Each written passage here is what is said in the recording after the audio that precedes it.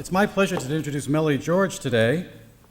When Melody first encountered Thoreau's writings as a student in film school, she knew his profound ideas would be a subject of her thesis film. A few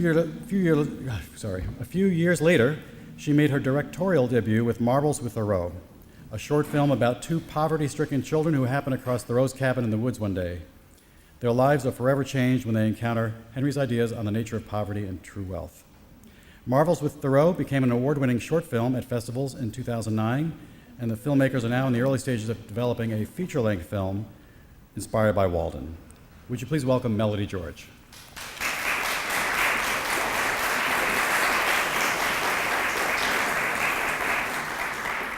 Hi, how's everyone doing? Enjoying the event so far? Awesome.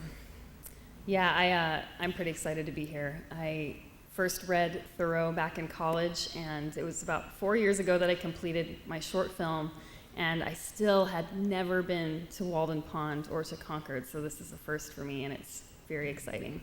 And it's kind of fun because I get to geek out about Thoreau all I want, and everyone here thinks I'm normal. So, anyway, yeah, I've been living in Los Angeles about 6 or 7 years now, just working as an independent filmmaker. And of course, produced and directed this short film about Thoreau a few years ago, and it's my dream to turn this short film into a full-length movie about Thoreau, and that's one of my biggest goals in life. And so I just want to give you a brief overview of how this session is going to go. I'm going to talk for a little bit first about my inspiration for the film and why I even resonated so much with Thoreau to begin with, and why I created the film. And then we're going to watch the film. It's about 16 minutes long, so it is a short. And following that, I'd really like to tell you about the feature film and the concept for that, and then have hopefully a discussion about what your thoughts are about that idea and kind of the direction that it's headed, because I figure it's a fair assumption that if you're here, you love Thoreau, and so I'd really like to get your input and your feedback on the direction that it's going at this early stage in the development process. So let's just start off with one of Henry's most well-loved quotes: "Go confidently in the direction of your dreams, live the life you have imagined." I think we all have probably different reasons why we resonate with Thoreau's writings. And my story is that when I was in college, I like to say I wrote Marvels with Thoreau. I wrote the film because I was tired. I was in college. I was just, a typical exhausted college student. And, I just remember feeling like I had no time for life, no time for a social life or for friends or family. Like it was all academics and it was all work. And as much as I loved that, it just felt like a very unbalanced lifestyle to me. And it wasn't until I noticed similar signs of exhaustion in some of my good friends that I decided, man, this is not the way we were meant to live. This is not how it should be. Right around that time, we started reading Thoreau in my Western thought class. And, here's a man with a Harvard education, who refused to just launch into a career after graduating and go chasing after success without first taking the time to understand what true success was, and what true living was. And so, as you all know, he went to live alone in the woods for 2 years, away from all the hustle and bustle, and just boil life down to its essential elements and find out what is living life all about. And I was so inspired by that, in college, that I just decided I want the topic of my senior film to be about this. And I feel like it impacted my own life and my own decisions, because one of the first things I did was I decided to take a 5th year to finish my degree. And that was because I wanted to be able to enjoy that process of making that film and not feel so, exhausted and stressed that I couldn't enjoy the process. And so I ended up taking 5 years to finish college, and that's certainly not a decision that I regret. Let's just start with a couple of the quotes that helped inspire this film. "I went to the woods because I wished to live deliberately. to front only the essential facts of life and see if I could not learn what it had to teach, and not when I came to die, discover that I had not lived. But men labor under a mistake. The better part of man is soon plowed into the soil for compost. By a seeming fate, commonly called necessity, they are employed, as it says in an old book, laying up treasures where moth and rust will corrupt and thieves break through and steal. It is a fool's life, as they will find when they get to the end of it, if not before. When I read this, I just decided I don't want to live like that. I don't want that to be my legacy. I don't want to come to the end of my life and feel like I didn't truly live.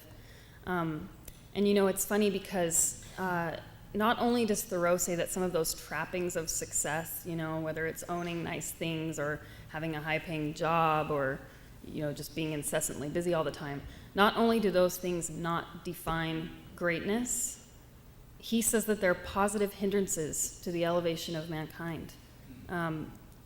Most of the luxuries and many of the so-called comforts of life are not only not indispensable, but positive hindrances to the elevation of mankind.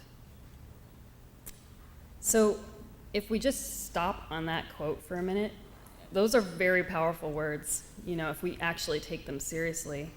And especially for us as Americans who live in one of the most affluent cultures, in the history of the world. Do we agree with that? Yeah? That the luxuries that as a culture seem to all pursue are actually a hindrance to the elevation of man. It kind of begs the question, is progress a bad thing? I would love to see a show of hands. Does anyone think that progress is bad? No. What's that? Define progress. Yeah, define progress. I mean, that's what it comes down to. And I don't have a philosopher on call, so we'll pass that one. But I think most people would agree. Progress, if you just look up the dictionary definition of the word, it's not a bad thing. It has a positive connotation. But what about progress without responsibility? What about success without purpose? We start to see major problems result in society, and I think in our own lives, when we pursue progress without responsibility and we pursue success without purpose and meaning. So just a couple of slides just illustrating this is progress but without responsibility.